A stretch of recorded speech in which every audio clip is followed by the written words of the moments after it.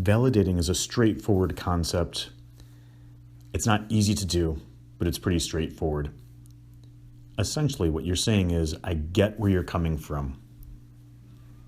You're not playing devil's advocate. You're not problem solving. You're not agreeing. I get where you're coming from. You're telling the person you have a right to your own opinion, your own point of view, your own perspective. We don't have to be clones in order for us to get along. Let's think about a couple examples. Politics, religion. Imagine me going to the Middle East, and let's say I'm Jewish and you're Muslim, and I'm listening to you simply to change you to my religion. Or let's say I'm Democrat and you're Republican, and the only reason that I'm listening to you is to convert you, to persuade you, to convince you. It's not going to work very well. And just because we have differences of opinion doesn't mean that we have to be jerks to each other. I can let you know that I feel your pain once I understand you. So let's take an example. My son, when he was 3, we dropped him off at the childcare, and I had forgotten his dinosaur. Now, if you have a little one at home, you know that a dinosaur is a big thing. You know that there's a lovey or his teddy bear is a big thing. So I dropped him off, and he was really upset. I didn't win Father of the Year award that year either. And partly what I did is I pointed to my watch and I said, hey, I'm late, I gotta go. In other words, telling a 3-year-old that his opinions, his feelings don't matter. It's not a big deal to me that he didn't have his dinosaur, but it was a big deal to him. So the second time that we forgot his dinosaur, you know what I did? I said, oh, Zach, oh man, we forgot your dinosaur. What are we gonna do? Can you hear the emotion in my voice?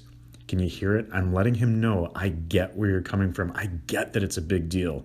Now, you don't say those words to a 3-year-old. You use sound effects. Oh, oh, Really, a lot of this is about sound effects. You're letting the person know I feel your pain. So when he got that I got where he was coming from and that I knew that his dinosaur was a big deal, he's like, it's okay, Daddy, we can get it tomorrow. Mwah, mwah, and I'm out the door. Or let's say that she comes home from work and she's like, oh, I'm going to quit my job. The boss is such a jerk. Well, I could go into typical guy, and I'm going to be a little stereotypical here. Typical guy would go into like problem solving or devil's advocate. So let's say I go into devil's advocate and I'm like, oh, no, don't quit. You should be glad you have a job. Look, when you're looking at validation, you're looking at feelings, it's never a smart move to tell another human being that their feelings are wrong. No. You should be happy you have a job. That's not going to go over well. Instead, what if you walked through, oh, wow, your boss said what? Oh, man, okay. And now put yourself in their shoes, get on your best empathy. I can see where you're coming from. If my boss said that to me, that would hurt my feelings too. Oh, boy, that sounds pretty abusive. Ugh. And again, can you hear it in my voice? Even the sound effects are conveying emotion.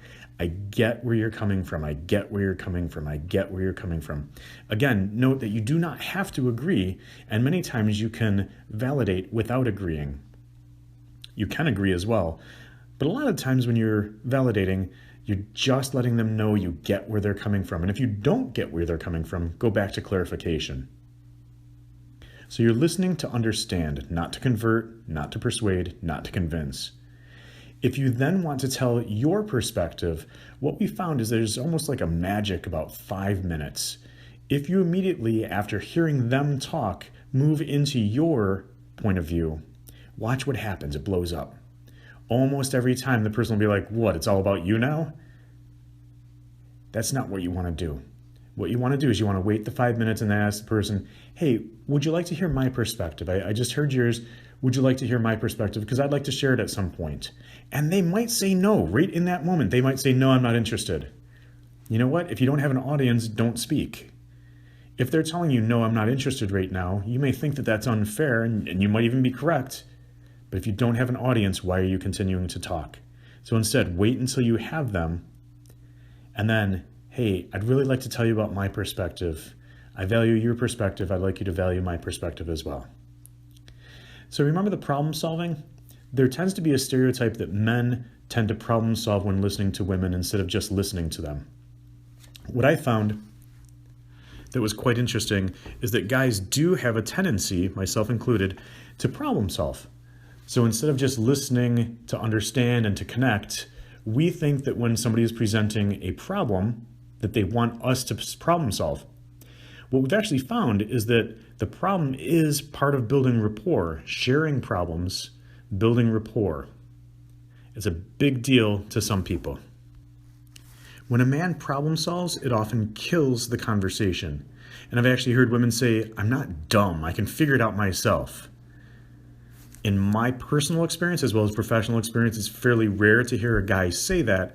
So it tends to be an overwhelming majority of women saying that. And I've also seen women do, or witnessed women do the problem solving as well. So men tend to appreciate the validation. Women tend to highly, highly appreciate the validation. And I remember being in graduate school and we were going through validation, and I'm a guy, so I'm a guy counselor, and I'm doing the validation, and then I'm going immediately back to devil's advocate or problem solving. And the teachers are getting really frustrated with me. And I'm like, look, I just went through all this college and all this. I have a lot of good ideas, good advice. And then in the real world, when I tried that during counseling, my clients would fire me. When I'd go into validation, the women clients would love it. And I would think to myself, what are you liking? I'm not doing anything. All I'm doing is being with you. And they were like, yes, exactly. Just be with me. That's emotional connection. That's what we're looking for. What we've found with validation is that if you can actually do this, it cuts down roughly 75% of the fights. So after clarification, you're down by about 50%. Then validation is a further 75%. So validation doesn't work 100% of the time, but let's say you have 200 arguments. If you validate, you're down to roughly 100. If you clarify, you're down to roughly 100. If you then validate, you're down to about 25. That's quite a significant drop. So we're going to ask you to keep trying that, keep practicing it, and see what happens.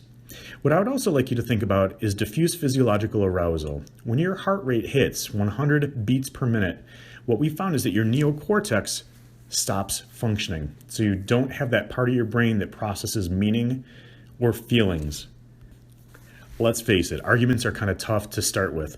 But if you're arguing with me and I'm telling you part of my brain is missing, trust me when I tell you, you do not want to continue the argument with me. You know how some people just walk away from an argument? Some people follow. So if I walk away because I'm so upset and you follow me, the argument's going to get worse. What I should do is I should turn back and say, hey, listen, I got way too much going on in my head right now. I'm really angry. I'm having a really hard time calming myself down. I need some space and some time to calm down. And then when I'm calmed down, I should come back and start the conversation with you. So people make the mistake of just walking away and not saying anything to the person. And the person who's getting walked away from will follow them. But think about it this way.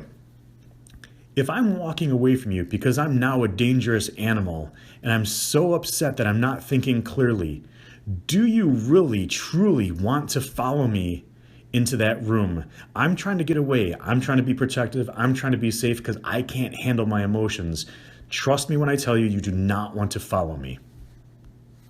At that point, my main job is to get myself back down. So venting and soothing myself, calming down, relaxing, call it what you will. But the point is to get my heart rate down below 100 beats per minute. And the average was somewhere around 3 hours for men and about 20 minutes for women. I've actually seen that flipped, so I have not seen the actual research. I've just heard the results. So I've seen women who take about 3 hours, men who take longer, men who take shorter. And then I've heard a couple people, and I don't know whether they're really joking, hey, it takes 3 days for this person to calm down after one of these.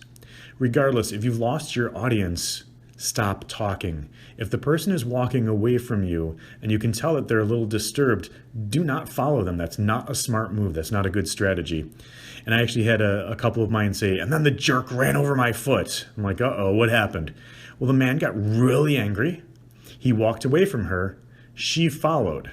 And she said, you think you're just going to walk away and you're going to get the last word in? Well, you're not going to get the last word in. Then he gets his keys. He gets in the car. So she stands behind the car like, you're not going to leave here. I don't know whether he saw her or didn't see her, and I don't know if I believe. Either way, he started backing up. She got out of the way except her left foot.